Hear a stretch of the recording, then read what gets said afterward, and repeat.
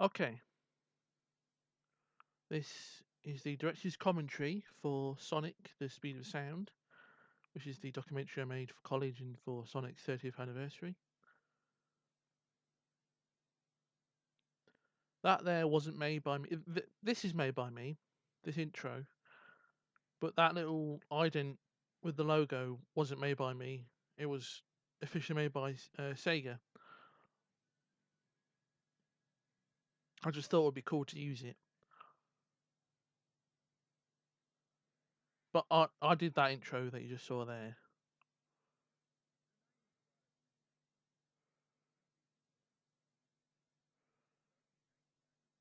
The voice you can hear right now, that's my friend Mason from America that I've known for quite a while now. He's done some voice work for me before in my personal projects, like Playmobil Scooby Doo episode 0.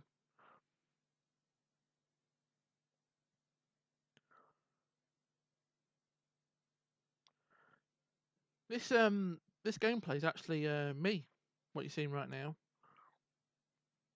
I did a live stream of the first game absolutely ages ago, so I thought, why not? I might as well use the footage from it.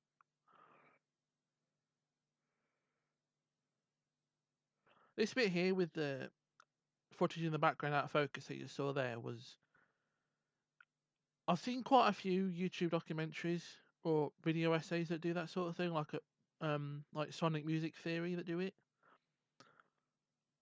I thought it'd be cool sort of thing to do,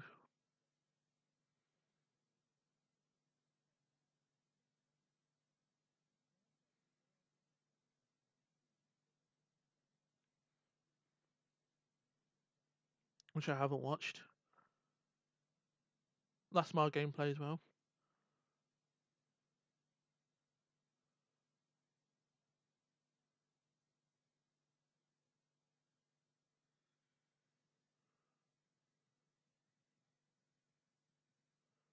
I was going to record some gameplay for this, but I thought I might as well just use commercial footage and stuff for it.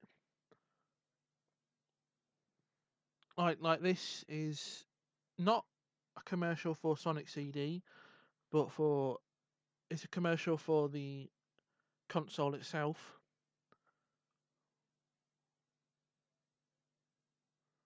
This part here, I forgot to mention that this video was made was edited with both Adobe Premiere and the and Sony Movie Studio, which is my own editing software that I have at home.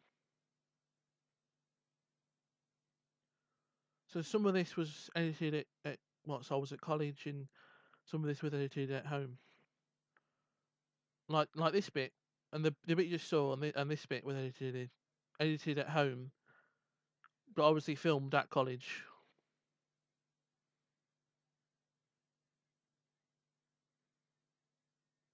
This is my friend Jack.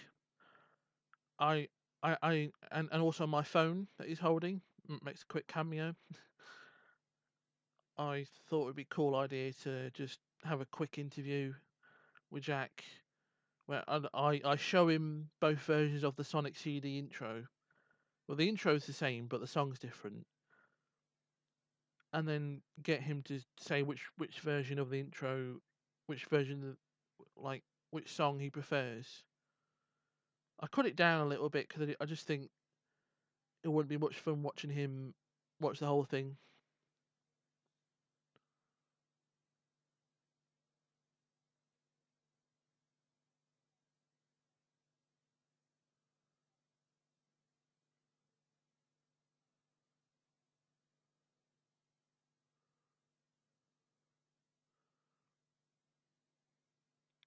Personally, I prefer this version of the intro, even though I think even though I prefer the Japanese soundtrack as a whole. I think for the opening, this song fits it better. Even though I do like "You Can Do Anything," which is the name of the first song.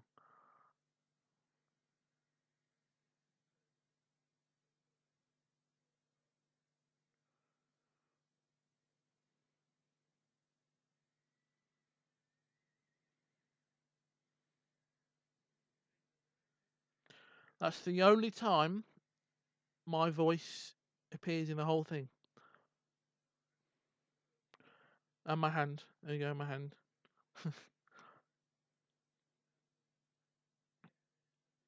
Yeah, and this one. Because that sound you can hear, I think is the vent. Which is obviously very noticeable, but I think you can still hear Jack's voice. So I think that so it doesn't really affect it too much, really.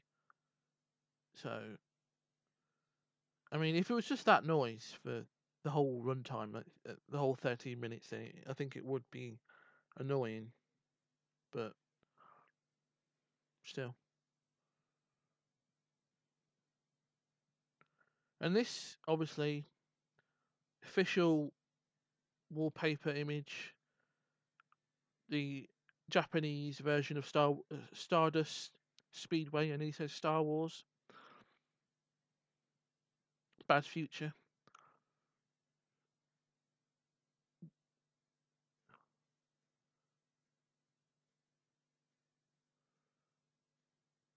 If you want to know why it says Bad Future, it's basically um, the game has the game's concept is revolves around time travel. So you go to the past and the future, and you can change the future to being from a good future to a bad future, and whichever one you choose, the soundtrack changes.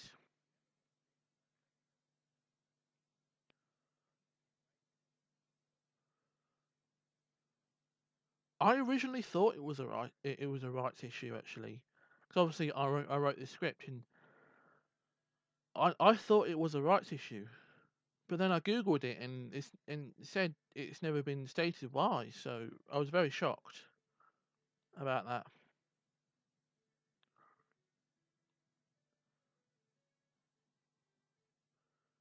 I know that there's a lot of fade to blacks, but I wanted to give it sort of a. I thought that could help with the pacing, so it doesn't just cut or something or have too many transitions. It was a very simple, um, sort of fade to black, um, transitions. This bit was sort of inspired by a video on YouTube where they just show like 5 or 6 songs that sound from Sonic 3 that sound like a Michael Jackson songs.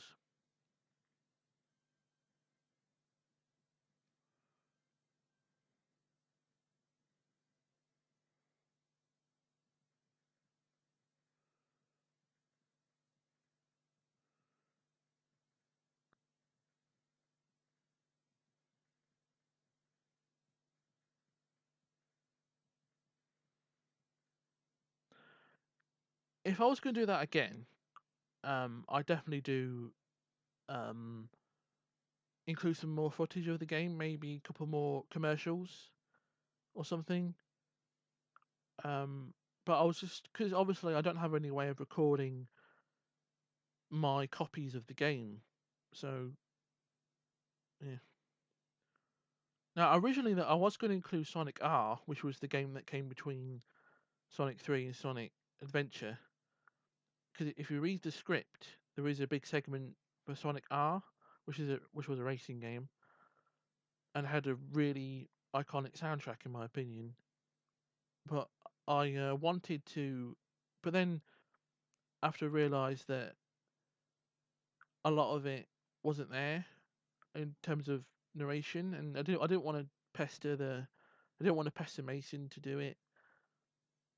I just decided to cut it out, and it still works without it. It doesn't. The whole documentary isn't affected. I didn't edit this bit. This segment here, I did not edit it. Obviously, I added the narration of Mason, but I didn't edit this part. This is the actual intro to Sonic Adventure or Sonic Adventure DX, which is director's cut. But it's the same intro, just slightly better quality.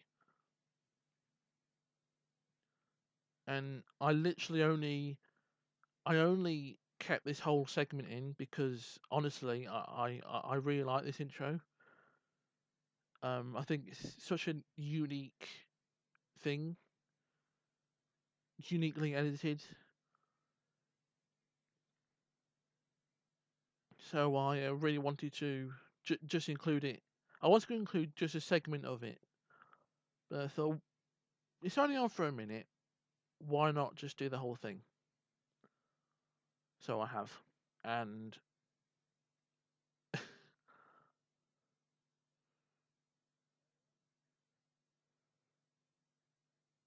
that image quality.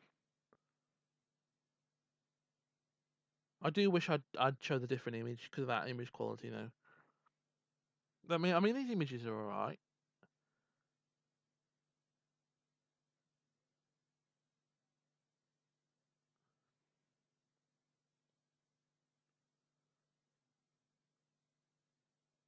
Which is what you just heard, although it was like a remix version of it.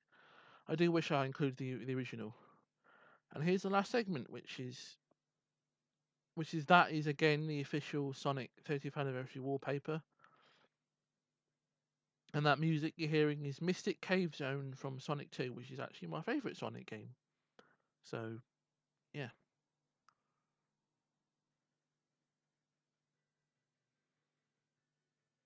So yeah.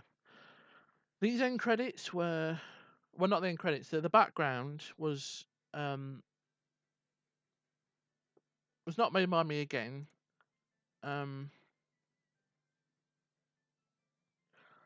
it's like a loop of Green Hill Zone, and it was made by a guy called well, a YouTube channel called Sonic the Hedgehog Background Loops, but um he he lets people use them. So I thought that was pretty cool. So yeah, I'm definitely gonna. It, I'm very proud of this documentary actually, despite like one thing going wrong, and it's not even that big of a deal because I feel like this went pretty smoothly personally. Um,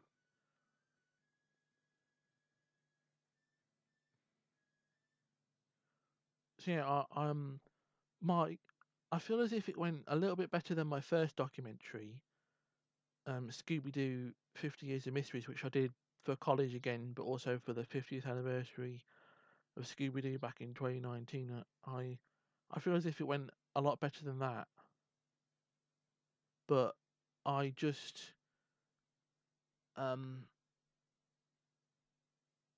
obviously I think the reason why I think it went better than that was because even though I'm still very proud of that documentary, I think most of it I'm actually really happy with. I think it went really well and stuff. The only bit that was I think wasn't very good was my narration on that one, because if you watch it, my narration is very awkward, and I mispronounce people's names and I stutter, and I don't know why. I got really nervous, and even though I'm literally in the room at college with one of my friends, and I just don't know why I got so nervous. But this one wasn't narrated by me. It was written by me, completely written by me, but it was narrated by my friend Mason, who sound a lot more natural and and confident. So yeah, I'm very happy with how this went, and I actually want to make another one, not the same subject, but something different at some point. So yeah,